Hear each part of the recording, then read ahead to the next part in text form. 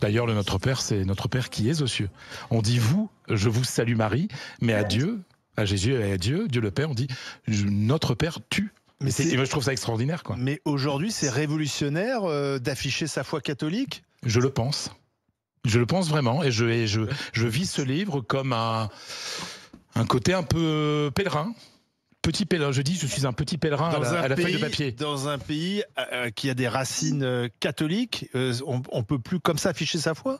Je vais pas dire que c'est mal vu, mais on te regarde parfois un peu bizarrement, on te dit attention quand même et tout ça. Et moi, je pense que c'est le moment de le dire. C'est du prosélytisme? C'est pas du prosélytisme. Ah non, moi je fais pas de prosélytisme. Je demande à personne de se convertir. Je raconte simplement ce que j'ai vécu et ce qu'ont vécu. Alors, quelle a été ta rencontre avec Dieu alors? Alors déjà, elle est culturelle et familiale. Ouais. C'est-à-dire, moi, je viens d'un petit village du Pas-de-Calais.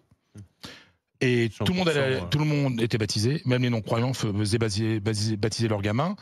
On allait au catéchisme, on faisait la communion. Après, chacun faisait...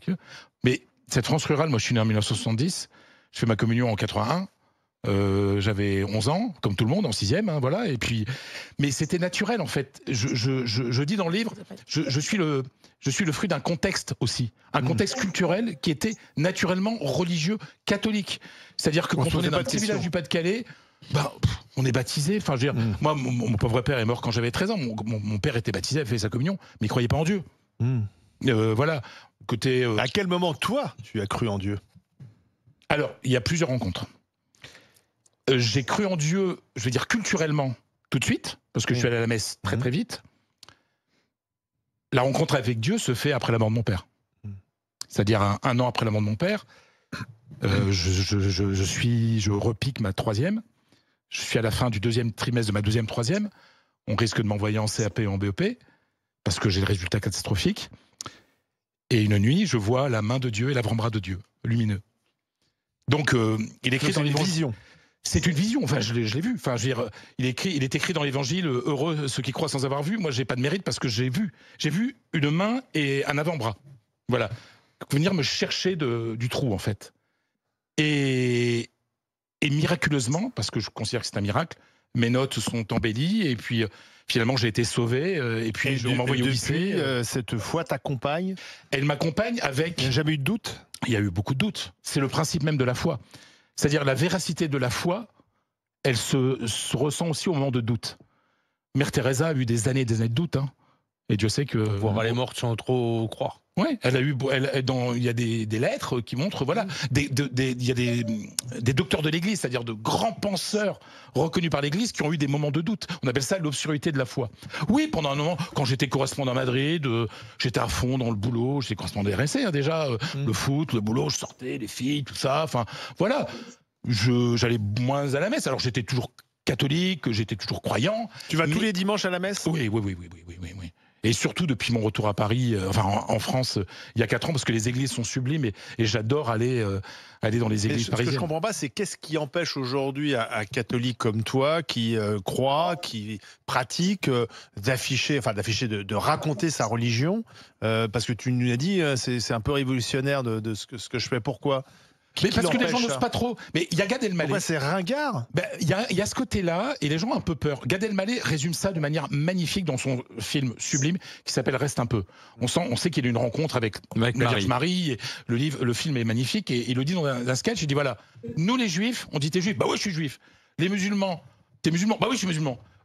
T'es catho, oui c'est compliqué, tout ça. C'est-à-dire qu'on a peut-être besoin, nous les catholiques, de faire un nouveau coming out. Pour dire d'être fier d'être catholique, en disant bah là, j'ai cette identité-là, je viens de ce pays. Et c'est ce que je raconte dans ce livre, c'est ça la foi. Je suis le portrait robot du Français né en 1970, qui a fait le caté, etc.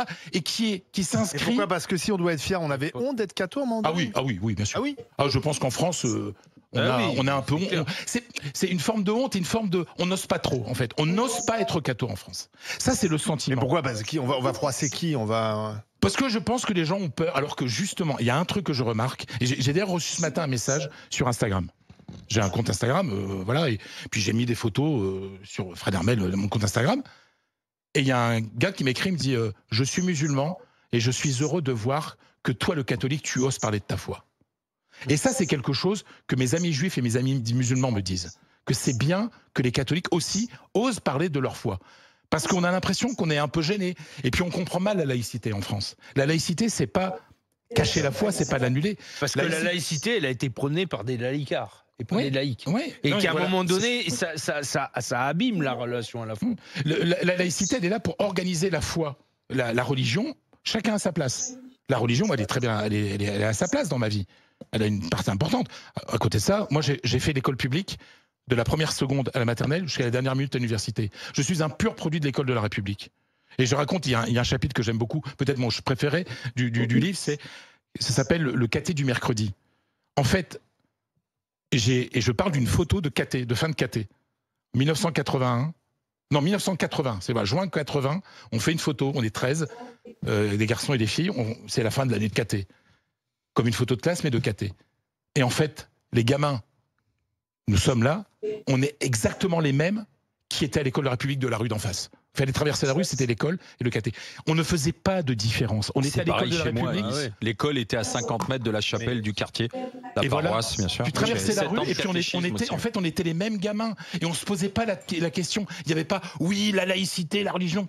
Mais non, parce que je te dis, parce que culturellement, on était comme ça. Alors, les grandes gueules ont lu le livre, Didier. À ce plateau, je me suis déjà frité le nez, entre autres avec Marianne Soubré, quand elle nous expliquait que elle est partie au Canada. C'était bien d'enlever les crèches des mairies, tu vois. Ah oui. Il y a aussi ce moment-là. Moi, j'ai une question, parce que moi, du coup, je suis un peu un pur produit du catholicisme. J'ai fait 13 ans d'école privée catholique dans un petit village que tu dois connaître qui s'appelle Paray-le-Monial. Ah bah oui. Tu fais référence d'ailleurs à la visite du pape en 86 à Lyon. Et ben il se trouve que ce jour-là, il est venu à Paray. Jean-Paul II, oui. Et Jean-Paul II, il n'a pas pu faire en hélico parce qu'il y avait du brouillard et j'ai vu passer la papa mobile comme de là, là, tu vois. Mais en dehors de ça, j'ai été élevé là-dedans. Je suis plutôt croyant, mais pas du tout pratiquant. Et je m'interroge. Sur la désertion de l'Église catholique, parce qu'aujourd'hui en milieu rural, quand tu veux faire un enterrement, ben t'as plus de prêtres. Non. J'ai aussi à Paray-le-Monial joué au rugby avec des séminaristes.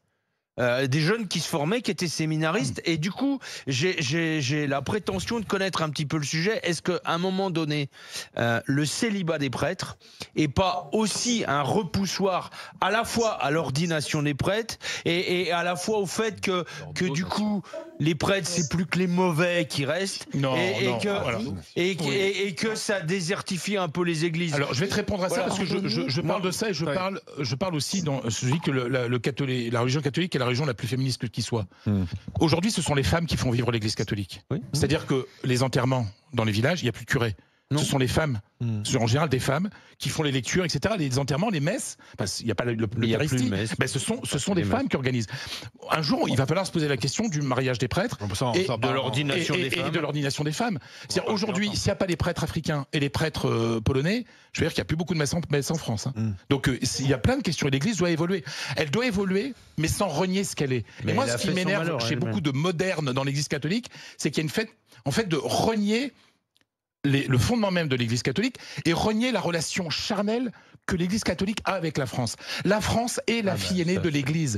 La France est née d'un baptême, c'est le baptême de Clovis en l'an 500. C'est-à-dire que la nation française naît de cela. Et ça, on n'a pas le droit de l'oublier. Et Paris vaut bien une messe aussi. Henri IV. Antoine et Joël. Joël, Antoine ? Je me lance parce qu'on est sur le thème là, c'est que tu évoques, Fred, l'église un peu moderne. Voilà. En commençant ton livre, au début, je me suis dit, tiens, il est de l'église moderne. On se connaît pas bien. La foi du charbonnier, un peu celle des lieux, du clocher, etc. Et plus on avance, plus on se rend compte qu'en fait, ta foi est plus profonde, a un côté plus intellectuel qui m'intéresse, moi, dans la foi. Tu cites Ratzinger, tu cites des écrits comme ça. Et finalement, je referme le bouquin à la fin en me demandant, mais il est pour quelle église ? Il y a un chapitre, le sexe et les anges. On est sacrément moderne sur ce coup-là. Oui. Je laisse les lecteurs aller regarder, mais finalement, moi, tu me diras ce que tu en penses. Je pense que l'église ne peut pas être moderne, parce que par définition, elle est une institution qui doit être immuable. Elle est un phare. Le phare, tu sais bien que tu peux pas aller dessus en bateau. Moi qui suis dunkerquois, si tu vas sur le phare, tu vas te planter. En revanche, il fixe un cap et tu passes d'un côté ou de l'autre. Si le phare de l'église bouge, il évolue, il se modernise, c'est plus un phare. Et j'aimerais connaître ton avis là-dessus, parce qu'en lisant ton livre, on penche entre les deux, on ne sait pas ce que tu penses. Je pense comme toi qu'elle doit rester ce qu'elle est, parce que elle a 2000 ans. Eh ben, elle va mourir. Elle a 2000 ans. Et elle en a subi des épreuves. Ouais. Elle a 2000 ans, l'église, donc elle est bien là.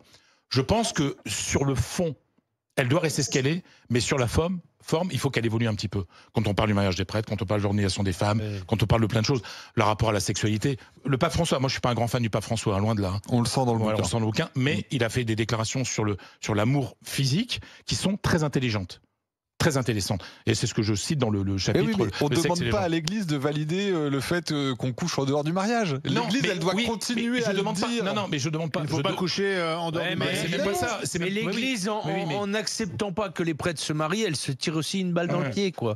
Parce que ce qui fait vivre l'Église, c'est les prêtres. Ceux qui remplissent les églises en milieu rural, c'est les prêtres. Moi, je suis persuadé que là, tu vois, dans ma génération. Et moi, j'ai joué au rugby avec des futurs prêtres de 20 ans. Je peux te promettre que le célibat et l'abstinence, c'est un truc qui leur pesait au point de pas aller à leur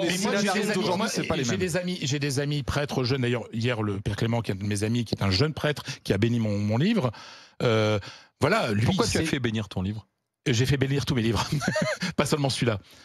Parce qu'il y a aussi ce côté, en plus un livre sur la foi, voilà, moi, mais même mon livre sur Zidane, je l'ai fait bénir, quoi. Donc voilà, mais parce que ça fait pas. Mais oui, mais c'est ça. Il y a un chapitre qui s'appelle Bondieuserie. Oui, voilà. Mais oui, mais les bondieuseries, ça a l'air ridicule comme ça. Là, je suis venu avec mon chapelet. Voilà. Avec toi. Mais pour les moments importants, et venir aux grandes gueules, c'est un moment important. Donc, ça fait, on a tout ça. On a tous une grand-mère qui a offert un Saint-Christophe pour mettre dans la voiture quand vous avez votre permis. Nos gris-gris. Moi, j'ai même encore mon missel quand j'étais. Mais oui. Voilà, et toi, tu m'as dit que tu changeais jamais quel son. C'est un missel. Je vois pas ce que ça a à voir avec la foi. Non, pas les gris-gris. Caleçons et chaussettes, jamais. Ouais. Pour être tout à fait honnête, Fred, je devais pas être sur cette émission normalement, puisque c'était Chirine qui devait être là. Alors, il faut expliquer, Chirine étant l'avocate des 2 otages français libérés, elle avait effectivement un peu faire ce matin. Complètement. Et quand j'ai vu, puisqu'on annonce sur Twitter, tu sais, à chaque fois l'émission, et que j'ai vu que tu y étais avec ce livre, je me suis dit, ah zut, ah non, putain, j'ai raté, j'aurais aimé être là. Et finalement, le soir, à 23h, on m'a dit, il faut que tu viennes demain. Et donc, j'ai lu très rapidement, pour être tout à fait honnête, mais il est très intime, ce livre. Enfin, il raconte vraiment ton parcours avec la foi, de ce que j'ai pu lire, en tout cas rapidement. Et moi, j'ai adoré parce que je me reconnais dedans. Donc, c'est un peu facile pour moi parce que il y a cette rencontre. Je suis aussi l'enfant, le pur produit du protestantisme, moi, pour le coup, puisque j'ai fait l'école du dimanche, le catéchisme, j'ai tout suivi, etc. Et très longtemps. Et puis après, à l'âge adulte, tu re-rencontres vraiment toi, plus parce que tes parents t'y emmènent, etc. Mais toi, en tant qu'adulte, tu re-rencontres Jésus. Et donc, vraiment, c'est ce que j'ai retrouvé dedans. Et il y a quelque chose quand même que je dois dire sur la chrétienté, et j'ai adoré que tu fasses ça, parce que je suis comme Olivier le pense, enfin c'est pas ce qu'il le pense, mais en tout cas c'est la question qu'il t'a posée. Je crois qu'il n'est plus temps pour la France d'effacer sa culture chrétienne. Et je suis très contente que toi, en tant que personnage public, tu assumes et que tu affiches ta foi, et pour ça j'ai vraiment envie de te dire un grand merci, parce que tu as raison, le système dans lequel on a grandi, la société française, en tout cas, nous a donné un peu honte, entre guillemets, de croire en Dieu, etc. On te dit, tu crois un truc qui n'existe pas, machin. Enfin, moi, j'ai eu ça beaucoup à l'école. Tu sais, Joël, quand tu parles de l'intime, en fait, c'est intime, oui, mais en fait, je suis le portrait robot d'un gars de ma génération et d'un petit Français. Ouais. Et en fait, tout le monde va se reconnaître. C'est Fred Hermel, mais chacun va pouvoir se mettre à ma place.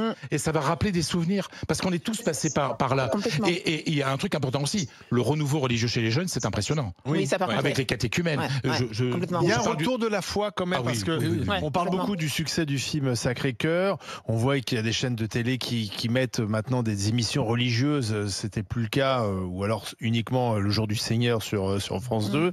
Donc il y a quand même un retour de cette foi chez les jeunes. Oui. Alors j'ai une amie qui m'a expliqué que sa fille fait des bijoux et qu'elle vend plein de chapelets. Les jeunes adorent les chapelets, ils achètent ça des chapelets sur TikTok. Mais est-ce que tu crois que c'est un objet de décoration, ou est-ce que tu crois qu'il racine des chapelets? Moi, j'ai un doute je sur vais le te fait dire, qu'il peu réagisse. importe. Ouais, mais c'est ça. moi, Tu sais, je vais pas dans un pardon, village pardon, sans rentrer dans l'église. Non, mais J'y prie pas forcément. peu importe.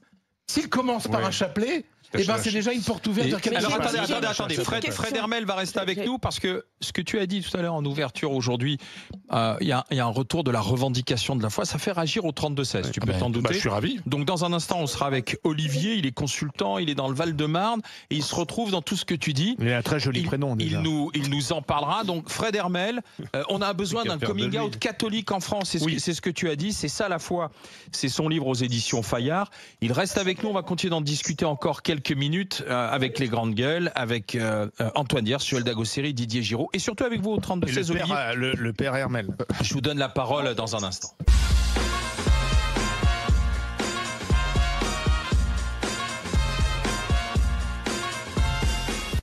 RMC, Alain Marchal, Olivier Truchot, les grandes gueules.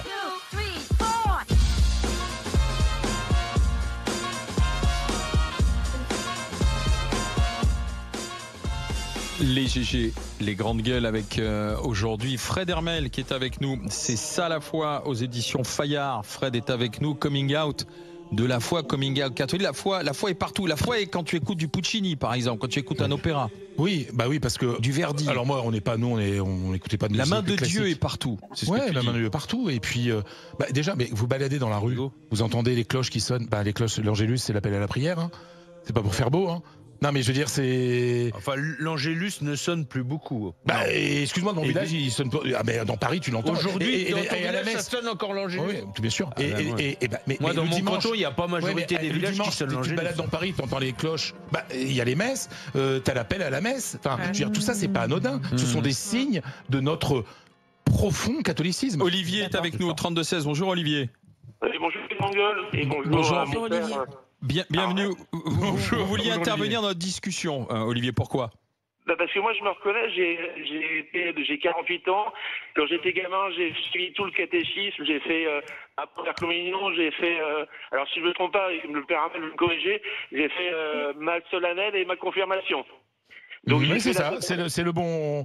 Alors J'ai le père renouvelé, comme on disait. Le renouvelé. Oui, parce que la confirmation, c'est le. Parce qu'en général, quand t'es baptisé, C'est le renouvellement t'es du bébé, baptême. tu renouvelles ton baptême. Ouais. Alors le père Hermel, c'est de l'humour parce que je suis un laïc, comme on dit dans l'église. Hein, Bien je n'ai sûr. absolument Et aucune. vous car je voudrais pas usurper. Vous vous reconnaissez dans ce que dit Fred depuis tout à l'heure? J'estime que Vatican II a ruiné l'Église. C'est-à-dire cette réforme a été vraiment sinistrose au sens où on n'a jamais fait les vraies réformes qu'il fallait, comme nos frères orthodoxes qui ont le droit à l'ordination et au mariage. Déjà, c'est pour ça que l'orthodoxie reconnaît un regain d'activité en Russie, dans tous les pays balkaniques où historiquement ils ont été enfermés dans tout ce qui est le communisme. On leur a interdit la foi en Russie, en Union soviétique, et on voit le renouveau qu'il y a de l'Église.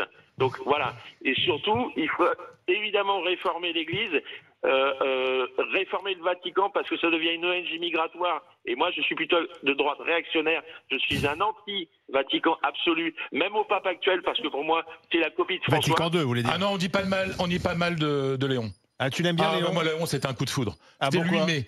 Ah mais. Chacun son avis. Mais Ouais, moi, mais- moi, je peux dire juste ou pas?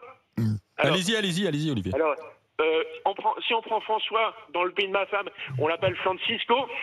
Il était ONU avec la Compagnie de Jésus. Ma femme est chilienne. Et ils ont fait tant de dégâts au Chili, au sens contre la volonté des Chiliens, en disant vous êtes des mauvaises personnes, vous aimez pas l'immigration, etc. Et il y a un rejet du catholicisme au profit des adventistes, des évangélistes. En l'occurrence, le Chili est en train de basculer sur l'évangélisme parce que les prêtres, évidemment, il y a eu des scandales évidemment de pédophilie et tout le reste, mais parce que il y a eu des mouvements de la part de Francisco, en l'occurrence, en faveur. Alors attendez, Olivier, parce que là on va pas repartir dans un débat sur ce que le mal qu'a fait le pape François en Amérique du Sud et au Chili en particulier. Pourquoi c'était un coup de foudre, Léon XIV, le nouveau pape? Parce que c'est ça qui est intéressant. Quand il est apparu, son visage rayonnait d'humanité. Et il a dit cette phrase qui, pour moi, restera comme est resté le fameux n'ayez pas peur de Jean-Paul II. Il a dit le mal ne l'emportera pas. Et on est quand même dans une période où le mal, le diable est partout.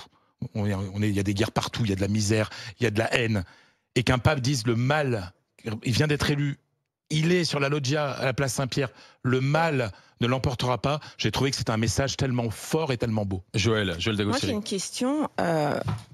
Par rapport aux musulmans, au débat qu'on a sur les musulmans, très souvent ici et un peu partout en France. Et je parle pas de radicalité ou d'extrémisme, je parle vraiment de la religion de manière classique. Est-ce que tu penses pas que parce que nous avons effacé quelque part la chrétienté, nous ne comprenons plus vraiment ce qu'est la foi, ce qu'est adorer un Dieu, ce qu'est se plier aux règles aussi, parce qu'il y a des règles dans chaque religion. Est-ce que tu ne penses pas que c'est ce qui a aussi exacerbé quelque part l'incompréhension, et encore une fois je ne parle pas de radical ou de choses comme ça, l'incompréhension envers les musulmans qui eux n'hésitent pas à parler de leur foi. C'est très intéressant ce que tu dis, parce que j'ai écrit un chapitre sur l'islam, parce que je l'ai d'ailleurs écrit en Arabie Saoudite, parce que je suis allé voir un ami là-bas. C'est un prince que tu es allé voir. Un prince qui est musulman et un autre ami qui est syrien, qui est chrétien. Et en fait, on parle beaucoup de ça. Et en fait, oublier sa culture ne permet pas de comprendre l'autre quand il défend sa propre culture. Donc voilà, moi je pense qu'on accueille mieux un étranger qui a une autre culture quand on est sûr de la sienne. Complètement. Voilà. Et le fait de renier notre culture chrétienne ne permet pas d'accueillir les autres. Vincent va intervenir dans la discussion. Attention à la parole dans un instant. Antoine. Vincent, bonjour. Oui, bonjour. Vincent de Loire-Atlantique. Vous vouliez vous aussi réagir dans ce que dit Fred Hermel avec son livre C'est ça la foi. Je vous écoute. Oui, alors déjà je voudrais remercier M. Hermel parce que je trouve ça beau le fait qu'il puisse affirmer sa foi, et puis il le fait depuis quelques années déjà, donc il n'y a pas de surprise quelque part. Moi je suis catholique pratiquant et j'avais juste une petite question à M. Hermel je trouvais qu'il y avait une petite bivalence dans son discours sur le fait justement d'être hyper pas prosélyte, mais prosélyte dans le bon terme, de dire j'ai ma foi, elle est là et vous me l'arracherez pas. Et d'un côté, un discours presque très libéral sur la foi, en parlant du mariage des prêtres, de l'ordination des femmes. Je trouve qu'il y a un discours un peu bivalent, parce que quand vous avez parlé aussi tout à l'heure, vous avez dit qu'il y avait un gros regain de la foi chez les jeunes, et c'est vrai, mais les jeunes, ils cherchent pas ce discours libéral, ils cherchent justement un enracinement. Et on parlait de radicalité aussi il y a 2 secondes. Et la radicalité, c'est être sur ses racines, et quand les racines sont bonnes, la radicalité n'est pas mauvaise. Et l'Église a un discours radical. Ouais, je comprends Vincent, mais il y a un moment, il faut être pratique. C'est-à-dire que quand Dieu jugera qu'il faut que je parte au ciel, j'espère, pas en enfer, eh ben je préférais une messe d'obsèques avec un prêtre marié ou une femme que pas de prêtre du tout. À un moment, il faut être un peu plus pratique. C'est ça le problème, parce que je pense Vincent que si la foi recule, si l'Église catholique recule en France, c'est parce qu'il n'y a plus de prêtres et que les églises sont vides et sont fermées. Alors, il y a plus de prêtres pour vous répondre, c'est parce que notre civilisation aujourd'hui et notre population n'a plus l'envie de l'exigence aussi. On l'a ramolli et ils veulent plus l'exigence. Moi, mon frère est prêtre. Mon frère est prêtre, il a discerné pendant 7-8 ans avant.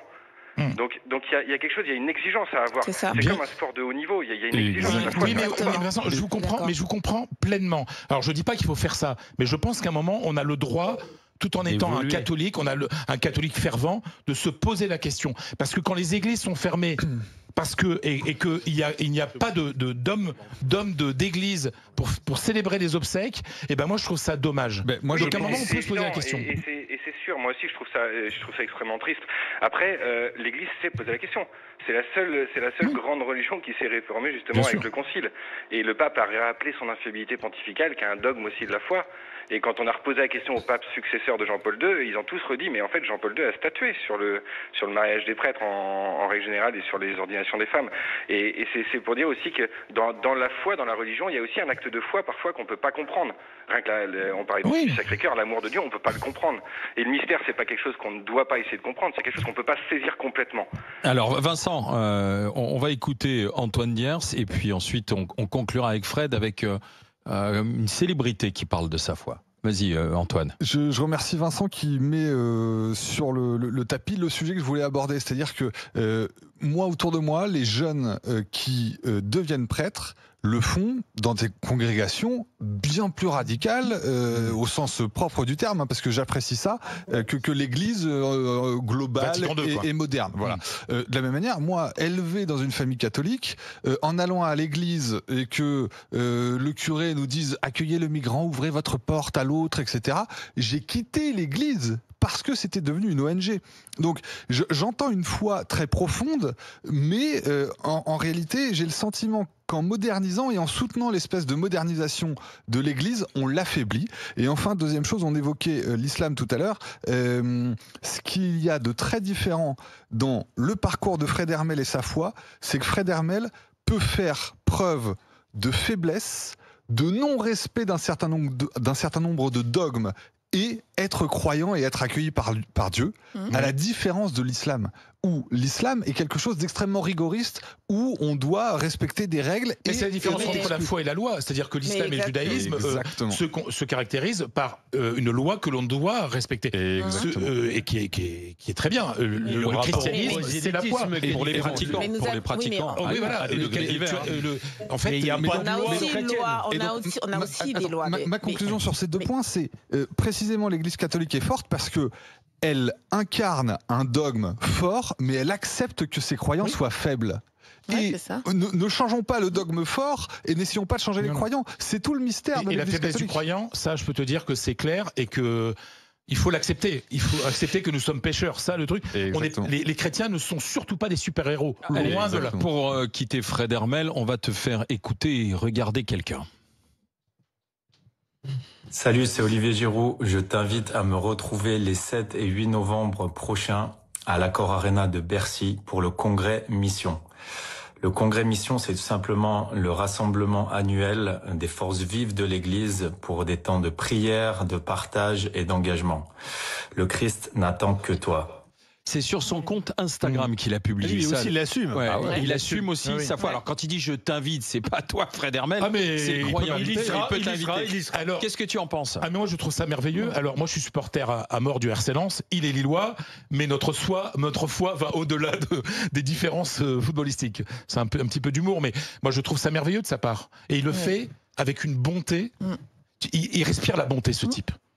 Il a une manière de parler de la foi, et j'espère que mon livre, et je pense qu'il est comme ça, on est dans la foi positive. C'est-à-dire qu'on n'est pas dans une foi de combat, on est dans une foi de partage. Et j'aime beaucoup ce que fait Olivier Giroud. Merci Fred Hermel, c'est ça la foi aux éditions Fayard. Et puis si vous voulez savoir pourquoi Fred a vécu 3 miracles, vous achetez.